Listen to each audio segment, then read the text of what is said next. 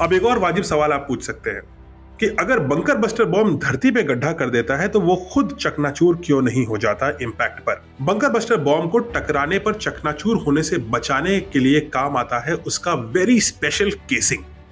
ये केसिंग बनता है स्टील और कोबाल्ट के एक बहुत ही सीक्रेट और स्पेशल एलॉय की वजह से, जो इतने भारी इम्पैक्ट के बाद भी बॉम्ब को चकनाचूर नहीं होने देता।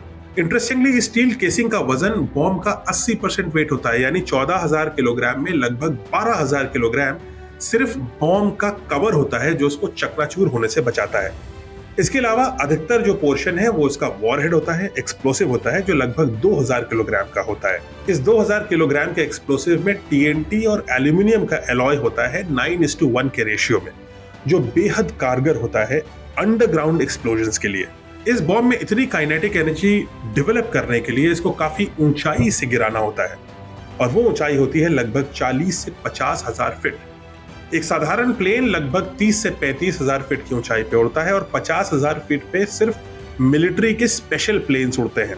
सिर्फ एक ही ऐसा मिलिट्री प्लेन है जो 14,000 किलोग्राम के इस बॉम्ब को 50,000 फीट की ऊंचाई से गिरा सकता है, और वो है B-2 स्टेल्थ बॉम्बर। और ये सिर्फ एक देश के पास है, और वो है यूनाइटेड स्टेट्स। 50,000 फीट से गिरने के बाद भी ये बॉम्ब एक रेफ्रिजरेटर, आपके फ्रिज के बराबर एरिया को प्रिसाइसली टारगेट कर सकता है। अब ये ऐसा कैसे करता है? इसके लिए उसके पास 3 इंपॉर्टेंट सुपर पावर्स हैं। पहला तो ये कि बंकर बस्टर बॉम्ब के पास मिलिट्री ग्रेड जीपीएस का कम्युनिकेशन सिस्टम होता है। दूसरा है उसका ऑन बोर्ड कंप्यूटर, जो सैटेलाइट से कम्युनिकेट करते हुए उसे मिड एयर करेक्शन की पावर देता है, यानी कि जिस जगह से वो ड्रॉप होता है उस जगह से भी वो मैन्यूवर करता हुआ गिरता है। अब ये मैन्यूवर कैसे करता है, ये एक इंपॉर्टेंट सवाल है। आप सोचेंगे कि इसके अंदर कोई रॉकेट होंगे छोटे छोटे जो इसको दाएं बाएं ऊपर नीचे ढकेल पाएंगे, बट ऐसा बिल्कुल नहीं है। इसके अंदर कोई रॉकेट सिस्टम नहीं होता।